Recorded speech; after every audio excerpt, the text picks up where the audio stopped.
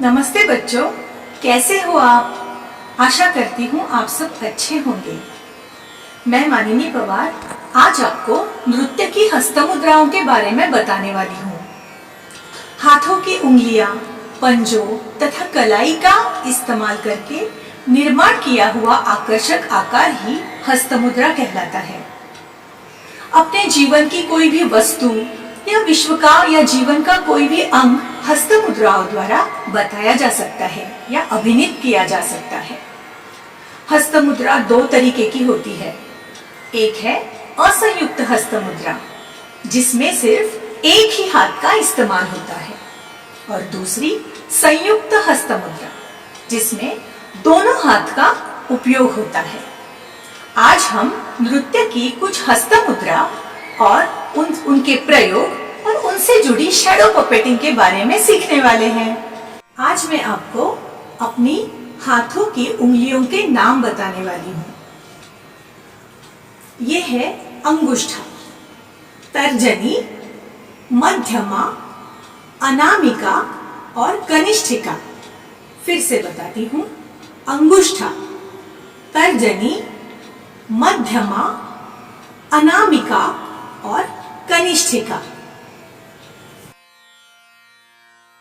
हाथों की सभी उंगलियां एक दूसरे को जोड़ के एक ही प्रतल में सीधी खड़ी कर देने से पताका हस्त बनता है। ये देखिए, एक ही प्रतल में सभी उंगलियां सीधी खड़ी कर देने से पताका हस्त बनता है। पताका हस्त के प्रयोग है आशीर्वाद देना, पूजा की थाल पकड़ना, किसी को मारना या ना कहना, कोई वस्तु को धकेलना, नदी का किनारा दिखाना, ध्वज दिखाना या फिर किसी ईंट को तोड़ना, इस तरह से। तो ऐसे पताका हस्त के अनेक उपयोग हैं। आप भी इसे अपनी जिंदगी में करते होंगे। हाथों की पांचों उंगलियों को एक बराबर जोड़ देने से हस्तमुद्रा बनती है मुकुल। इस तरह से एक बराबर जोड़ देने से हस्तमुद्रा बनती है मुकुल। मुकुल हस्त के प्रयोग है, सबसे पहले फूल मतलब कली दिखाना, किसी भी फूल की कली मुकुल से दिखाते हैं। ये फूल है और इसकी ये कली। दूसरा है भोजन करना और नाभि दिखाना।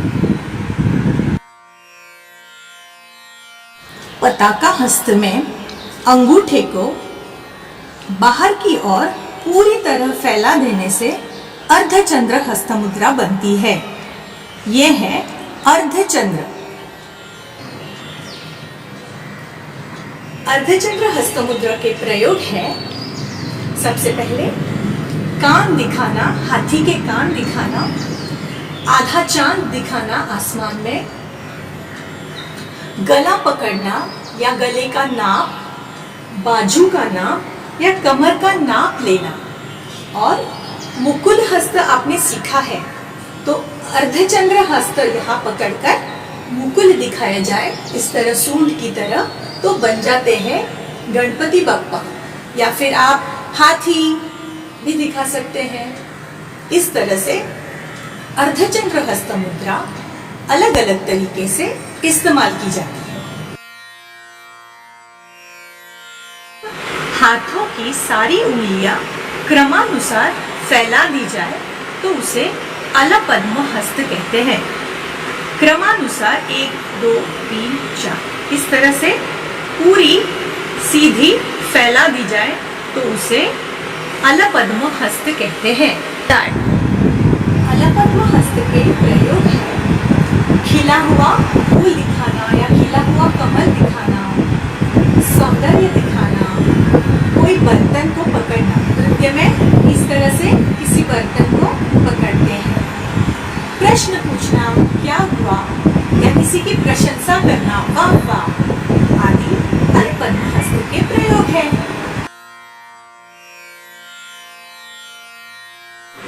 मुष्टि हस्त में अंगूठे को सीधा खड़ा कर देने से शिखर हस्त मुद्रा बनती है। यह है शिखर। शिखर हस्त मुद्रा के प्रयोग है, सबसे पहले धनुष्य दिखाना, किसी पर्वत को दिखाना, पूजा की घंटी दिखाना, या टीका खुद को भी लगा सकते हैं, किसी और को भी लगा सकते हैं। आपने पताका हस्त मुद्रा तो सीखी है, तो पूजा की घंटी और पताका हस्त, इस तरह से पूजा विधि भी आप दिखा सकते हैं। शिखर मुद्रा में पूजा की घंटी दिखाते हैं।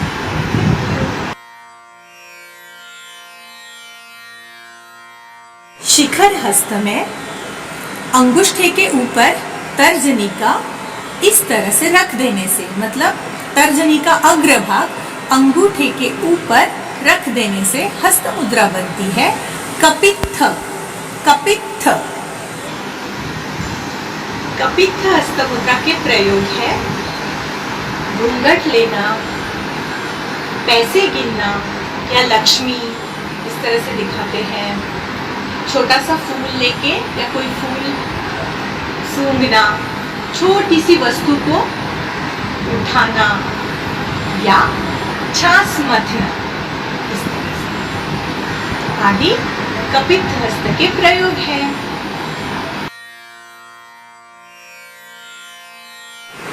मध्यमा को अंगूठे के अग्रभाग पर रख देने से, अंगूठा का अग्रभाग और मध्यमा का अग्रभाग जोड़ देने से, और तर्जनी को अंगूठे के जड़ पर या बेस पर या अंगूठा जहां से शुरू होता है उस भाग पर रख दी जाए और बाकी की 2 उंगलियां सीधी खड़ी कर देने से भ्रमर हस्त मुद्रा बनती है। ये हस्त मुद्रा है भ्रमर।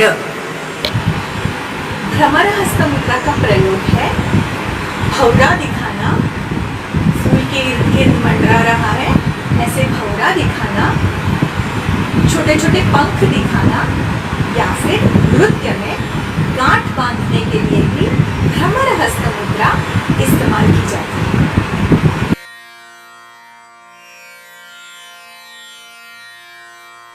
दो अर्धचंद्र हस्त में अंगूठे को इस तरह से एक दूसरे के साथ जोड़ देने से गरुड़ हस्त मुद्रा बनती है।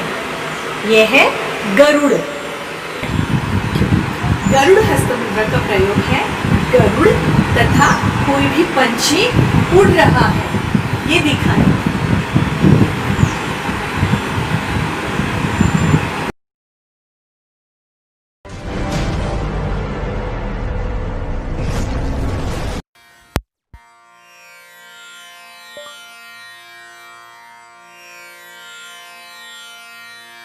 जो आपने कपित्थ हस्त मुद्रा सीखी है और पताका हस्त मुद्रा भी सीखी है। अब कपित्थ और पताका इस तरह से एक दूसरे को जोड़ दिए जाए तो एक पंछी का आकार बनता है। अब इसका शैडो पपेट कैसे बनता है आइए देखते हैं।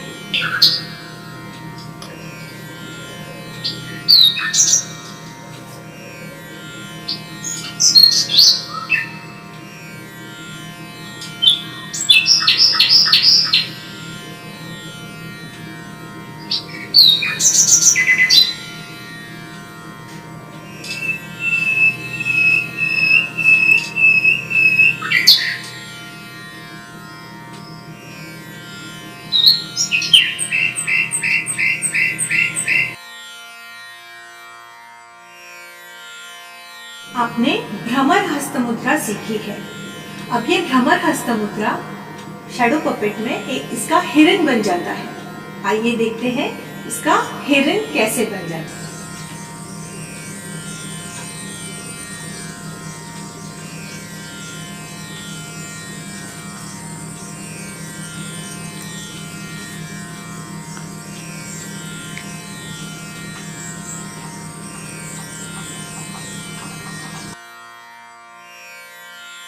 आपने गरुड़ हस्त मुद्रा तो सीखी है, तो ये बन जाता है एक गरुड़ या कोई पंछी। अब इसका शैडो पपेट देखते हैं कैसे दिखता है।